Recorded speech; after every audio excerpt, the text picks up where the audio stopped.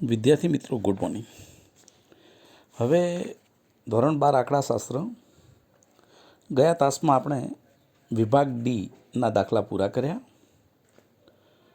આજે વિભાગ ઈની વાત કરીશું. મિત્રો વિભાગ ઈમાં 1 થી 7 દાખલા છે કુલ. એની અંદર પહેલો દાખલો અને છઠ્ઠો દાખલો, આ બે દાખલા મેં અહીંયા પ્રેમ્પલેટમાં ગણ્યા છે અને તમને સમજાવીશ. પણ 2 થી દાખલા નંબર 6, દાખલા નંબર 2 થી દાખલા નંબર 6 આ બધા જ દાખલા રિપીટ થાય છે, એટલે આપણે એને ફરીવાર ગણતા નથી.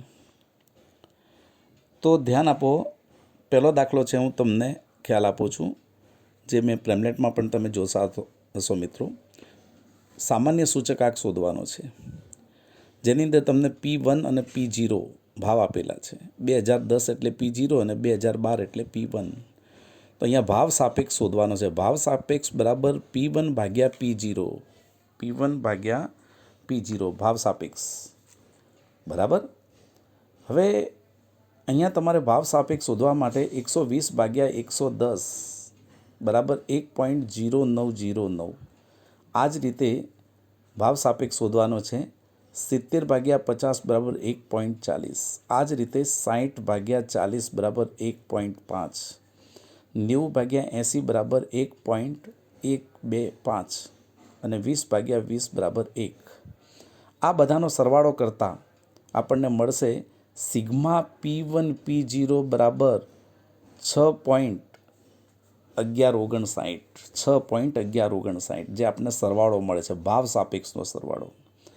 હવે સૂત્ર દર્શાવેલું છે, સામાન્ય સૂચકાંક બરાબર સિગ્મા P1 ભાગ્યા P0, સિગ્મા P1 ભાગ્યા P0 ભાગ્યા n ગુણ્યા 100. n એટલે વસ્તુઓની સંખ્યા. તમે જુઓ વસ્તુઓની 5 છે, A B C D E એમ 5 વસ્તુઓ છે, એટલે 6 અને ગુણ્યા 100 એટલે કે 6.1159 ભાગ્યા 5 ગુણ્યા 100 બરાબર 122.32.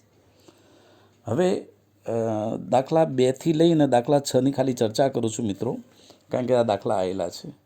દાખલા નંબર 2 જો નીચેની માહિતી ઉપરથી ચોપડી ખોલીને ધ્યાનમાં રાખો. ચોપડી ખોલો અને ધ્યાન આપો. નીચેની માહિતી ઉપરથી કુલ ખર્ચની પદ્ધતિએ સૂચકાંક શોધવાનો છે. હવે કુલ ખર્ચની પદ્ધતિ છે, એમાં કે તો લાસ્પેરનું સૂત્ર હોય અથવા પાસેનું સૂત્ર હોય. જો કંઈ ના કહે તો લાસ્પેર પ્રમાણે શોધવાનું. પણ જો વિગતો પણ ક્યારેક એવી આપી હોય કે જેનેથી તમે લાસ્પેર અથવા પાસેના આધારે કુલ ખર્ચનો સૂચકાંક ગણી શકશો.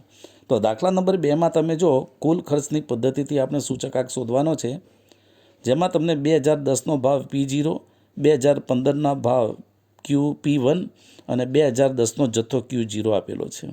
એટલે અહીંયા આ દાખલો આપણે કુલ ખર્ચની પદ્ધતિએ ગણવાનો છે, જેમાં લાસ્પેરની રીતનો જ ઉપયોગ થશે. અને લાસ્પેરની રીત તમને ખબર છે મિત્રો, P1 Q0 ભાગ્યા P0 Q0. એટલે અહીંયા તમે જો P1ની વિગત આપી છે, Q0ની વિગત આપી છે અને P0 Q0ની વિગત પણ આપેલી છે. તો આ દાખલો આપણે લાસ્પેરની રીતે ગણી નાખજો કુલ ખર્ચની પદ્ધતિએ, બરાબર.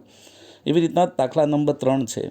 નીચેની માહિતી ઉપરથી 2013ના આધાર વર્ષ તરીકે લઈ 2014 માટે કુલ ખર્ચની પદ્ધતિ. અહીંયા તમે જો તમને Q1 2014નો ભાવ એટલે કે આધાર વર્ષ છે, જેમાં Q0 2014 એટલે આધાર વર્ષ છે, 2014 એટલે વર્તમાન વર્ષ કહેવાય અને બાજુમાં 2013 છે, એટલે 2013 છે એ આધાર વર્ષ કહેવાય. એના ભાવ એટલે P0 અને 2014માં જથ્થા માટે Q1 અને ભાવ માટે રહેશે P1, બરાબર. તો આ દાખલો તમે શોધવા માટે પાસેની રીતે, પાસેના સૂત્રનો ઉપયોગ કરી અને કુલ ખર્ચની પદ્ધતિએ સૂચકાંક ગણી શકશો, જેની અંદર P1 Q1 ભાગ્યા P0 Q1, બરાબર. તો આ તમે ગણી નાખશો. આવો દાખલો આપણે આગળ ગણેલો છે. ચોથો દાખલો છે મિત્રો, અચલ આધારની રીતે સૂચકાંક. 2008ને અચલ આધાર તરીકે લેવાનું છે. તો અને બીજી વાત કે આધાર વર્ષ હોય એનો સૂચકાંક હંમેશા 100 લેવાનો. અચલ આધારની રીતમાં આધાર વર્ષનો સૂચકાંક હંમેશા 100 લેવાનો, એટલે 2008નો સૂચકાંક 100 આવશે. હવે 2009 માટે, 2010 માટે, 11 માટે, આ બધા વર્ષ માટે તમે દરેક ભાવ આપ્યો છે અને 32 વડે ભાગાકાર કરી અને 100 વડે ગુણાકાર કરવાનો. દાખલા તરીકે 38 ભાગ્યા 32 ગુણ્યા 100, 40 ભાગ્યા 32 ગુણ્યા 100, 42 ભાગ્યા 32 ગુણ્યા 100. આ રીતે તમે ગણી શકશો. આ જ રીતે દાખલા નંબર 5ની વાત છે મિત્રો. ઉત્પાદનનો સામાન્ય સૂચકાંક શોધવાનો છે. વિગત તમને આપી છે. આઈ સૂચકાંક આઈ આપ્યો છે ને ભાર વસ્તુનો એટલે ડબલ્યુ આપેલો છે. કંઈ નથી કરવાનું, આઈ અને ડબલ્યુનો ગુણાકાર કરી નાખો એટલે આઈ ડબલ્યુ મળે. આઈ ડબલ્યુનો સરવાળો કરો એટલે તમને સિગ્મા આઈ ડબલ્યુ મળે, બરાબર. અને ડબલ્યુનો સરવાળો કરો એટલે સિગ્મા ડબલ્યુ મળે. બસ સામાન્ય સૂચકાંક બરાબર ઉત્પાદનનો સૂચકાંક બરાબર સિગ્મા આઈ ડબલ્યુ ભાગ્યા સિગ્મા ડબલ્યુ. એટલે આવા દાખલા આપણે ગણેલો છે આગળ, બરાબર. આ જ રીતે મિત્રો આ છઠ્ઠો દાખલો છે એની વાત હું 100% કરીશ, ધ્યાન આપો. અને 7મા દાખલાની ચર્ચા કરું છું. છઠ્ઠો દાખલો છે એ આપણે પ્રેમનેટમાં મૂકેલો છે, ધ્યાન આપો. અહીંયા તમારે વસ્તુઓની ટકાવારી આપી છે કે જો 70% ભાવ વધે છે ઘઉંના ભાવ. દાખલા નંબર 6, વર્ષ 2010ના સાપેક્ષમાં વર્ષ 2015ના ઘઉંના ભાવમાં 70% વધે, ચોખાના ભાવમાં 40% વધે, બાજરીના ભાવમાં 25% ઘટે છે, જ્યારે તેલના ભાવમાં 40% વધે અને ઘીના ભાવમાં 5% ઘટે છે. તો મેં તમને વાત કરેલી છે કે જે વધે છે એને પ્લસ કરો અને જે ઘટે છે એને માઇનસ કરો, બરાબર. અને સૂચકાંક તરીકે તમારે 100 લઈને પ્રેમલેટમાં આપ્યું છે. સૂચકાંક હંમેશા 100 લો, એટલે કે 100 વત્તા વધારો અથવા 100 ઓછા ઘટાડો. પહેલામાં 70 છે પ્લસ થાય તો 100 વત્તા 70 બરાબર 170. બીજામાં 40% વધે એટલે 100 વત્તા 40 બરાબર 140. બાજરીમાં 25% ઘટાડો છે એટલે 100 માઇનસ 25 બરાબર 75. અને તેલમાં 40% વધારો એટલે 100 વત્તા 40 બરાબર 140. અને ઘીની અંદર 5% ઘટે એટલે 100 માઇનસ 5 બરાબર 95, બરાબર. હવે તમે અહીંયા ધ્યાન આપો. અહીંયા આપણે થોડુંક ધારવાનું છે કે મહત્ત્વ, જો ઘી કરતાં તેલનું મહત્ત્વ 3 ગણું હોય, જો ઘી કરતાં તેલનું મહત્ત્વ 3 ગણું, તો ઘીને ધારો કે 1 મહત્ત્વ હોય તો તેલનું 3 ગણું એટલે 3 કહેવાય. એટલે આપણે ઘીની આગળ ભારમાં ડબલ્યુમાં 1 મૂકીશું અને તેલમાં 3 મૂકીશું, બરાબર. હવે ધ્યાન આપો. હવે અહીંયા લખે છે પાછું ચોખાનું બમણું હોય અને તેલનું મહત્ત્વ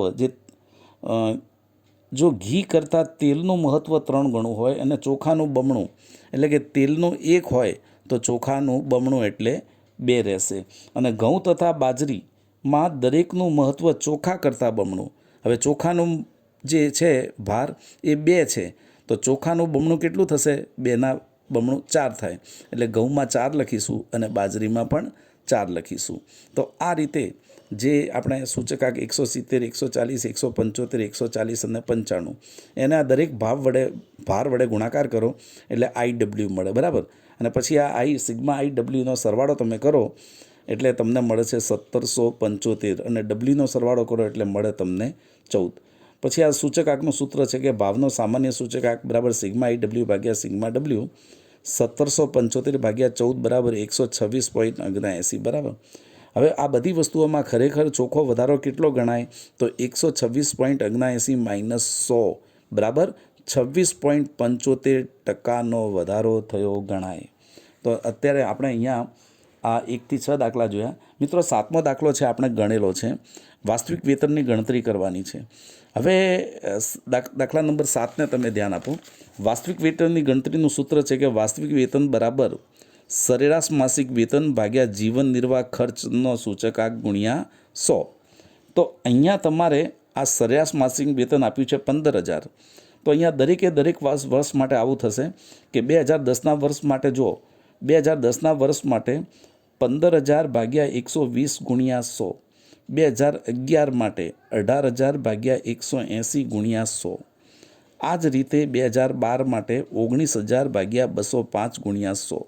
2013 માટે 20,000 ભાગ્યા 220 ગુણ્યા 100. તો મિત્રો આ રીતે આપણે દરેક વર્ષ માટે વાસ્તવિક વેતન શોધીશું.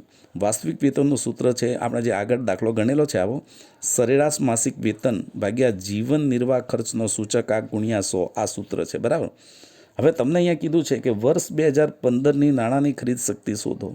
તો ખરીદ શક્તિનું સૂત્ર છે ખરીદ શક્તિ બરાબર 1 ભાગ્યા જીવન નિર્વાહ ખર્ચ ગુણ્યા 100.